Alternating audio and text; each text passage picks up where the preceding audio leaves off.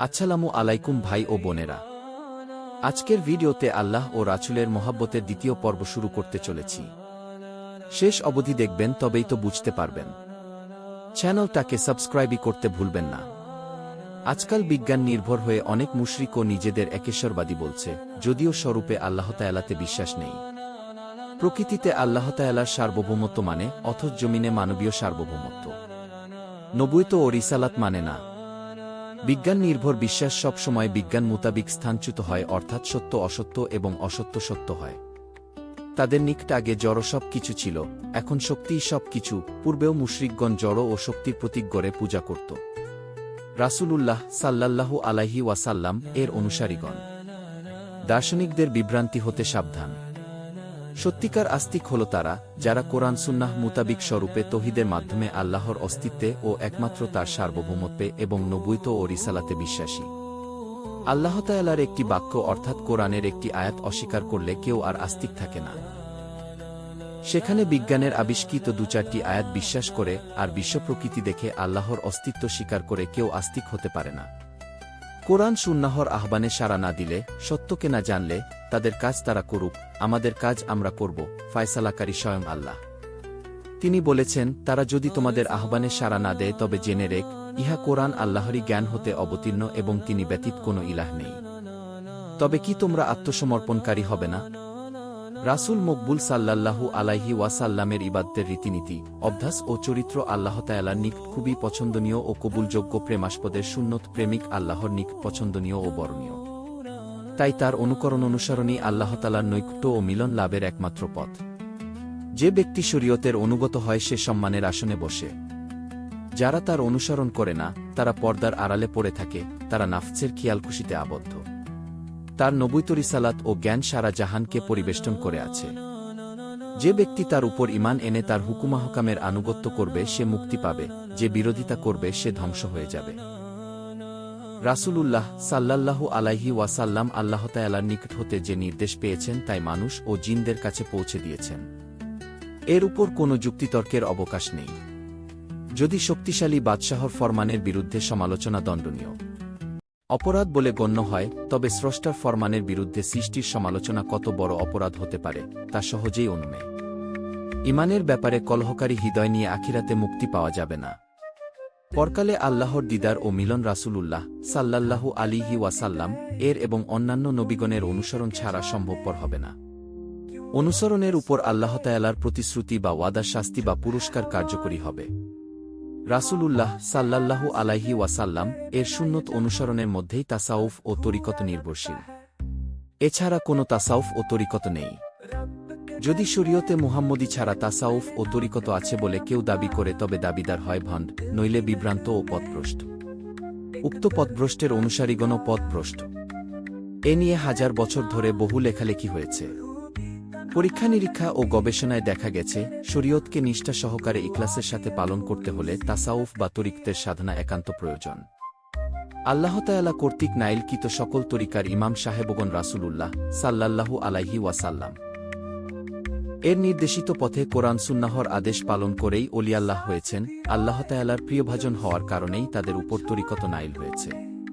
কোনো মুসলমান পথভ্রষ্ট হলে যেমন ইসলাম দায়ী নয়, তেমনি তরিকার কোনো অনুসারী পথভ্রষ্ট হলেও তরিকত দায়ী নয়। তাসাউফ ছাড়া রাসূলুল্লাহ সাল্লাল্লাহু আলাইহি ওয়াসাল্লাম এর পূর্ণ ও বিশুদ্ধ অনুসরণ ও আনুগত্য নেই। যারা শরীয়ত এবং তাসাউফ ও তরিকতকে আলাদা বলে, তারা এ সম্বন্ধে অজ্ঞ এবং অজ্ঞতার ওজর আল্লাহ তাআলার কাছে গ্রহণযোগ্য নয়। যে জ্ঞানের কথা তাদের বলা হয়েছে তা গ্রহণ করল না কেন? প্রকাশ্যে রাসূলুল্লাহ সাল্লাল্লাহু আলাইহি ওয়াসাল্লাম কে অনুসরণ এবং অপ্রকাশ্যে তাকে অবজ্ঞা করা শাস্তিযোগ্য অপরাধ। ইহা ফাসিকি ও মুনাফিকি ছাড়া কিছুই নয়। প্রকাশ্যে ও অপ্রকাশ্যে অনুসরণই কবুলযোগ্য। আল্লাহ তাআলা কোনো কিছু বিনা উদ্দেশ্যে ও কারণে শুধু খেলাচ্ছলে সৃষ্টি করেননি। সকল সৃষ্টি তার বশ্যতা স্বীকার ও আনুগত্য করবে, যার নাম ইবাদত। জড় পদার্থসমূহ ইচ্ছা ও অনিচ্ছায় তার আদেশ পালন করছে। চলমান জীব সকল তার নির্দেশ ও ইচ্ছা অনুযায়ী জীবন যাপন করছে। মানুষ ও জিনকে অধিকতর আকল দিয়ে দায়িত্ব ও কর্তব্য স্থির করে আদেশ নিষেধ করেছেন। প্রবৃত্তি বা নাফসের বিরোধিতা করে সে আদেশ নিষেধ পালন করবে। আল্লাহ তাআলা মানব সৃষ্টির উদ্দেশ্য সম্পর্কে বলেছেন, কেবল ইবাদত করার জন্যই তাদের সৃষ্টি করেছেন, যাতে তারা তাকে জানতে ও বুঝতে পারে। সেজন্যই তিনি গুপ্ত অবস্থা থেকে তার জ্ঞান, গুণ, সৌন্দর্য, প্রেম ও ক্ষমতার বহিঃপ্রকাশ ঘটিয়েছেন। যে জন্য তার প্রেমাস্পদ হাকিকতে মুহাম্মদী সৃষ্টি করেন এবং তার প্রতি মুহব্বত এলকা করেন, তাকে প্রবৃত্তি দান করেন। তার প্রেমাস্পদ স্বেচ্ছায় সে প্রবৃত্তির বিরোধিতা করে, সকল বাধাবন্ধনের বিরুদ্ধে সংগ্রাম করে, তার আদেশ নিষেধ মেনে তার সাথে মিলিত হবেন এবং জগতের সাথে ও নিজের সাথেও সংগ্রাম করে আদর্শ স্থাপন করবেন। রাসূলুল্লাহ সাল্লাল্লাহু আলাইহি ওয়াসাল্লাম দ্বারা সে আদর্শ স্থাপনের উদ্দেশ্যে সমগ্র কিছু সৃষ্টি করেন। সব সৃষ্টি ইচ্ছা অনিচ্ছায় তার আনুগত্য করছে, স্রষ্টার আনুগত্যকে ইবাদত বলে। সব সৃষ্টি ইবাদত করছে মানুষের মঙ্গল ও প্রয়োজনের জন্য আর অপরাধীদের শাস্তির জন্য। আর মানুষ আল্লাহর ইবাদত করে তার নিজের মঙ্গলের জন্য। এজন্যই ইবাদতকে স্বেচ্ছাধীন করা হয়েছে। জড় ও উদ্ভিদ জগৎ তার আনুগত্য করছে, অথচ তাদের আকল দেননি। বিনা আকলেই উদ্দেশ্য পূরণ করছে।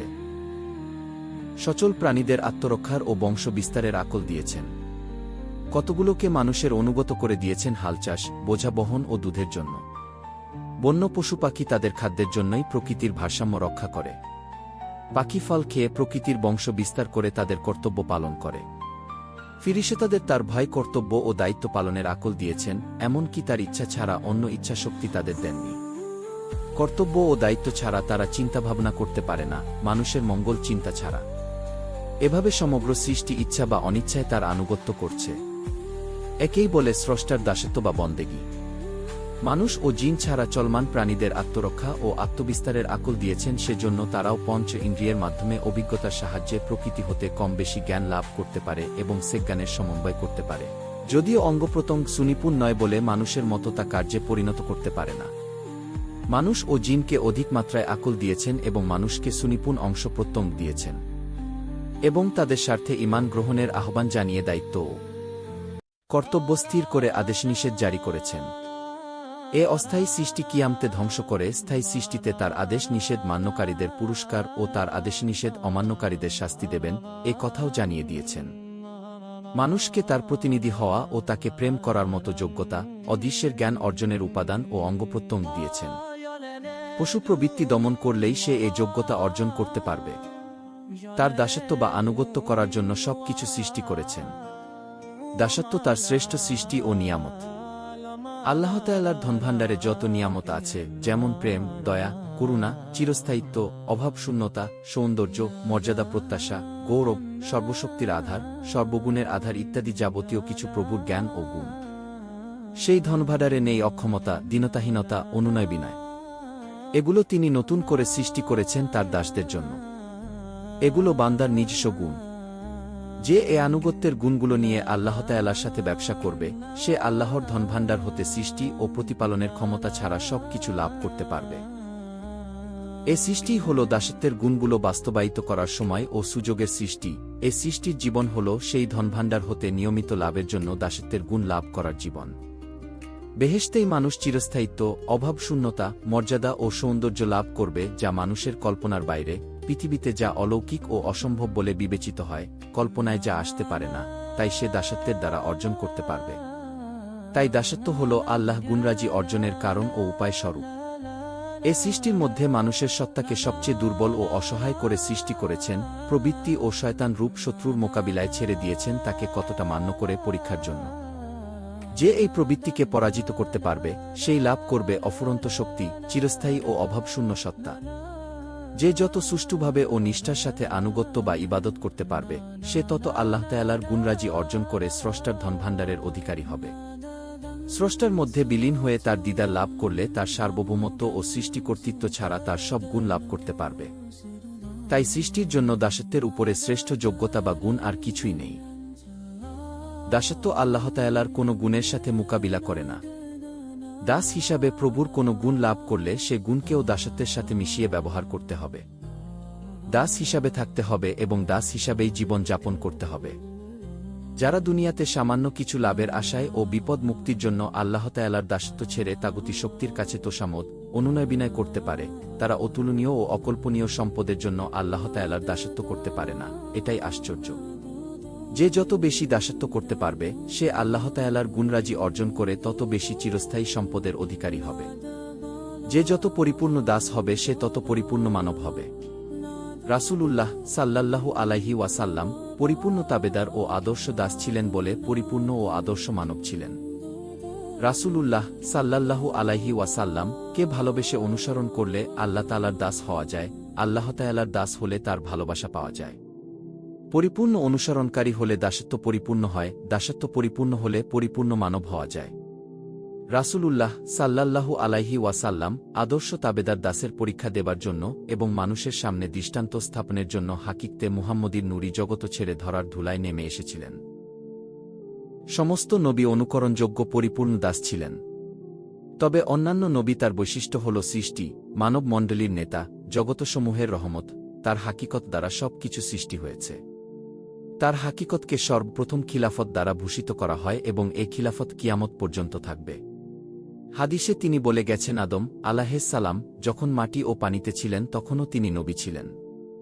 মিরাজে তিনি সকল নবী ও ফিরিশতাদের ইমামতি করেছেন। হাশরে শুধুমাত্র তার সুপারিশে বিচার শুরু হবে।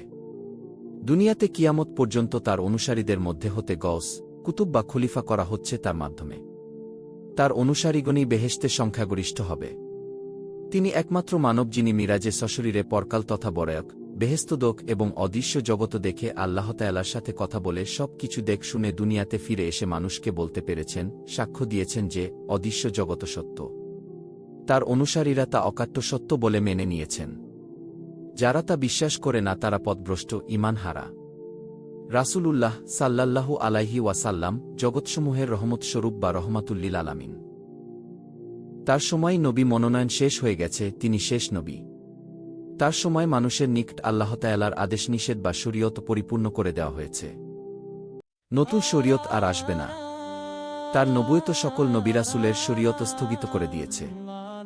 এজন্য বাতিল করা হয়নি যে হাশরে সে সব নবীর শরীয়ত অনুযায়ী তাদের অনুসারীদের বিচার হবে।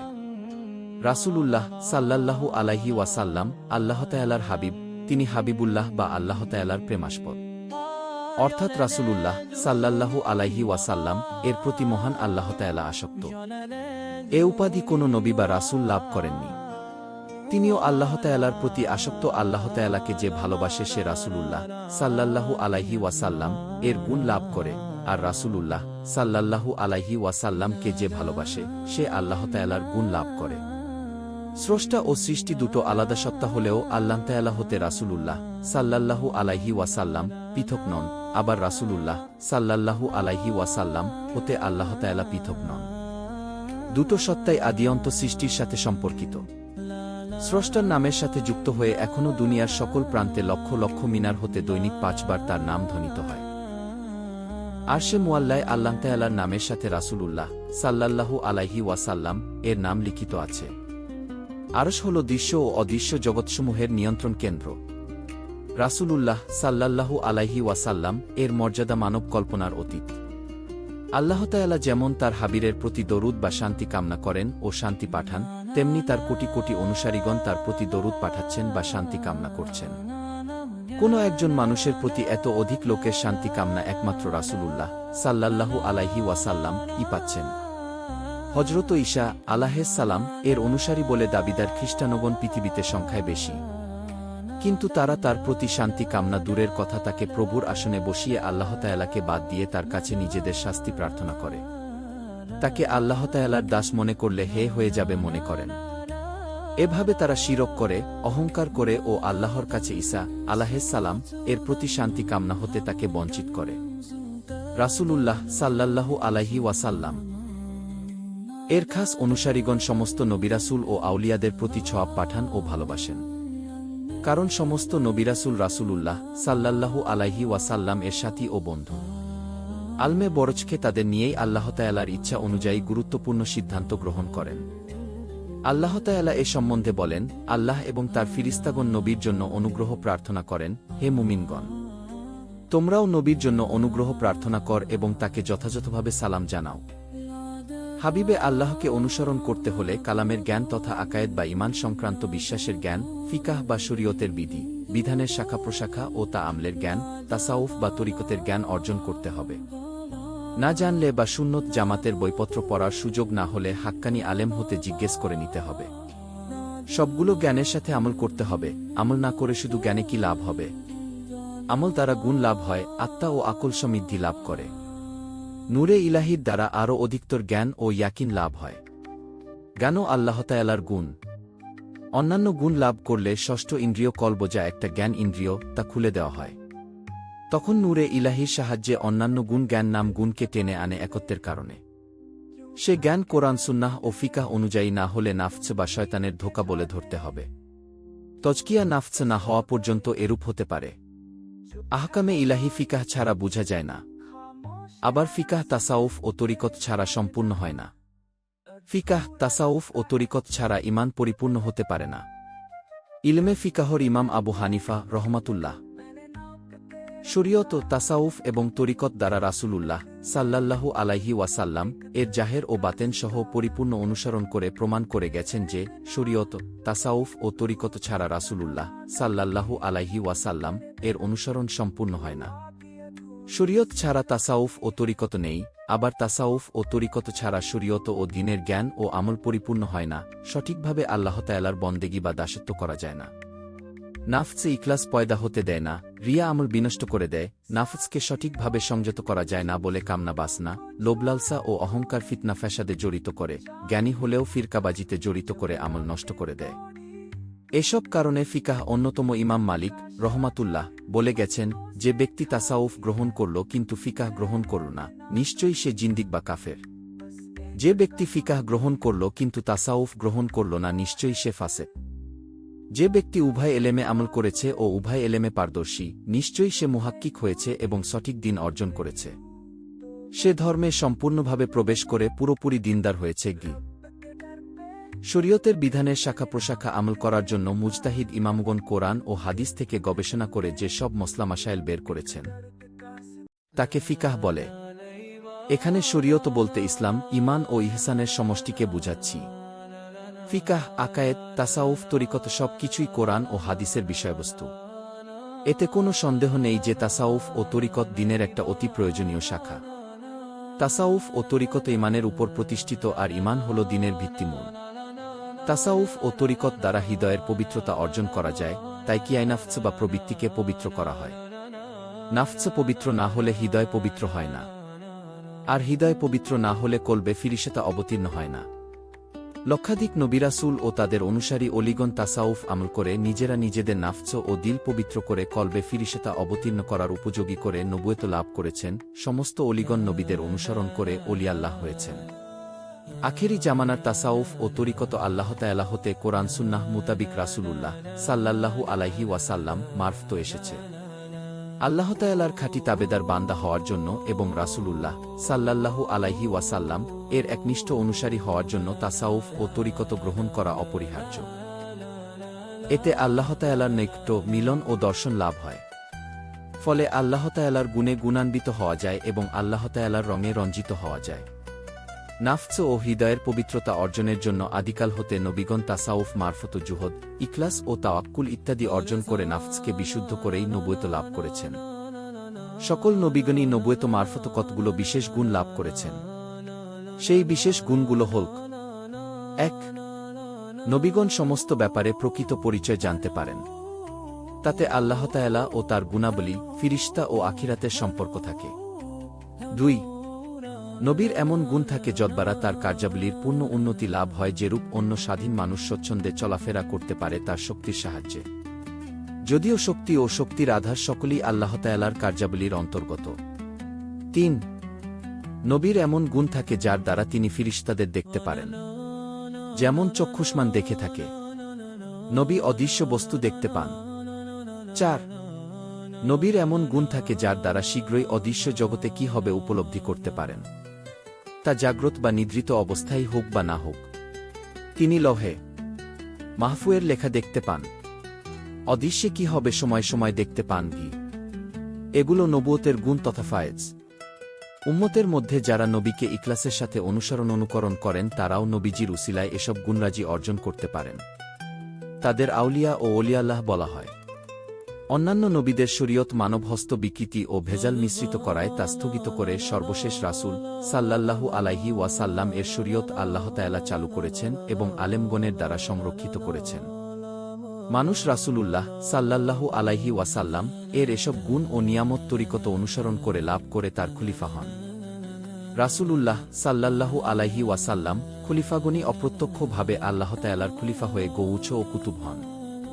আল্লাহ তাআলার দাসত্ব ও গায়রুল্লাহকে মন থেকে বের করলেই এ নিয়ামত হাসিল হয়। অন্যান্য নবীদের চেয়ে আল্লাহ তাআলা রাসূলুল্লাহ সাল্লাল্লাহু আলাইহি ওয়াসাল্লাম কে বিলায়েতের বা জ্ঞানের ৩টা মাকাম অতিরিক্ত দান করেন, যা হাবিবুল্লাহ রূপে আল্লাহ ও তার মধ্যে সম্পর্কিত। মাহবুবিয়াতে মুহাম্মদীর মাকামে তিনি যে মাহবুবুল্লাহ, তা হাসর প্রান্তরে প্রকাশিত হবে। হাকিকতে মুহাম্মদীতে তার হাকিকতের মাধ্যমে আল্লাহ তাআলা যে সারা জাহান সৃষ্টি করেছেন, সেই আদি সৃষ্টির জ্ঞান দান করেন। হাকিকতে আল্লাহ জাল্লা শানুহুতে তাকে ফানা বাঁকা করে স্রষ্টার সর্বোচ্চ মারিফাত দান করেন। অন্যান্য নবীগণ এই ৩ মাকাম পাননি, কিন্তু উম্মতে মুহাম্মদীর সৌভাগ্যবান অলিগণ রাসূলুল্লাহ সাল্লাল্লাহু আলাইহি ওয়াসাল্লাম এর উসিলায় বিলায়েতের এ মাকামগুলি পান। তাই রাসূলুল্লাহ সাল্লাল্লাহু আলাইহি ওয়াসাল্লাম এর উম্মত হয়ে তাকে অনুসরণ করে বিলায়েতের মাকামগুলির ফায়েজ অর্জন করার জন্য হযরত ঈসা আলাইহিস সালাম আবার দুনিয়াতে আসবেন। আমরা আল্লাহ তাআলার অশেষ মেহেরবানিতে রাসূলুল্লাহ সাল্লাল্লাহু আলাইহি ওয়াসাল্লাম এর উম্মত হয়ে তাকে সঠিকভাবে অনুসরণ না করে ওই নিয়ামত হতে বঞ্চিত হচ্ছি। যে রাসূলুল্লাহ সাল্লাল্লাহু আলাইহি ওয়াসাল্লাম এর একনিষ্ঠ অনুসারী হয়ে আল্লাহ তাআলার তাবেদার দাস হয়, সমগ্র সৃষ্টি খলিফা হিসাবে তার অনুগত হয়। তাসাউফ ও তরিকত দ্বারা নাকে পবিত্র করার সাধনার মারফত রাসূলুল্লাহ সাল্লাল্লাহু আলাইহি ওয়াসাল্লামকে জাহেরি বাতেনি অনুসরণ দ্বারা তারই উসিলায় আল্লাহ তাআলার মধ্যে অবস্থান করে হাদিসে কুদসি অনুযায়ী আল্লাহ তাআলা কুদরতি হাতমুখ বান্দার হাতমুখ হয়ে যায়। পার্থিব জীবন তো কেবল ক্রীড়া কৌতুক, যদি ঈমান আনো, তাকওয়া অবলম্বন করো, আল্লাহ তোমাদের পুরস্কার দিবেন এবং তিনি তোমাদের ধনসম্পদ চাহেন না। শপথ মানুষের এবং তিনি তাকে সুঠাম করেছেন, তারপর তাকে সৎকর্ম ও অসৎকর্মের জ্ঞান দান করেছেন। সেই সফলকাম হবে যে নিজকে পবিত্র করবে এবং ব্যর্থ হবে সেই যে নিজকে কলুষাচ্ছন্ন করে। বস্তুত যারা আখিরাতে বিশ্বাস করে না তারা শাস্তি ও ঘোর বিভ্রান্তিতে রয়েছে। অভিশপ্ত শয়তান পর্যন্ত আখিরাতে বিশ্বাস করে, কিন্তু বিশ্বাস অনুযায়ী কাজ করে না। এরা শয়তান হতেও অধম। আল্লাহ তাআলা চান মানুষ তার এক অবিভাজ্য সার্বভৌমত্বে আত্মসমর্পণ করুক। যে পরিপূর্ণ আত্মসমর্পণ করবে সে মুসলমান হবে। উত্তরাধিকারী সূত্রে মুসলমান হওয়া যায় না যদি না মা বাবা তাকে ঈমান ও দ্বীন না শিখায়, রাসূলুল্লাহ সাল্লাল্লাহু আলাইহি ওয়াসাল্লাম এর জীবন পদ্ধতি মোতাবিক না চালায়। আর আল্লাহ তাআলা রাসূলুল্লাহ সাল্লাল্লাহু আলাইহি ওয়াসাল্লাম কে বলেছেন, বলো আমি তো প্রথম রাসূল নই। আমি জানি না আমার ও তোমাদের ব্যাপারে কি করা হবে। আমার প্রতি যা ওহী আসে আমি কেবল তারই অনুসরণ করি। আমি এক স্পষ্ট সতর্ককারী মাত্র। ওহী ও আল্লাহ তাআলার ইচ্ছা অনুযায়ী রাসূলুল্লাহ সাল্লাল্লাহু আলাইহি ওয়াসাল্লাম তার আদর্শ চরিত্র গঠন করেছিলেন। কারো থেকে নিজকে উত্তম মনে না করার জন্য আল্লাহ তাআলা ইঙ্গিত দিচ্ছেন। একমাত্র সার্বভৌম ক্ষমতার মালিকই জানেন কার সাথে কিরূপ ব্যবহার করবেন। এ সার্বভৌমত্বই ঘোষণা করতে পারে অবশ্য কি ধরনের লোকের সাথে কি ব্যবহার করবেন তা জানিয়েছেন। ভাইসব একটা কথা জানার নাম মুসলমান নয়, মানার নাম মুসলমান। হাজার জানলেও আমল না করলে লাভ হবে না। খোদা হাফিজ বন্ধুরা।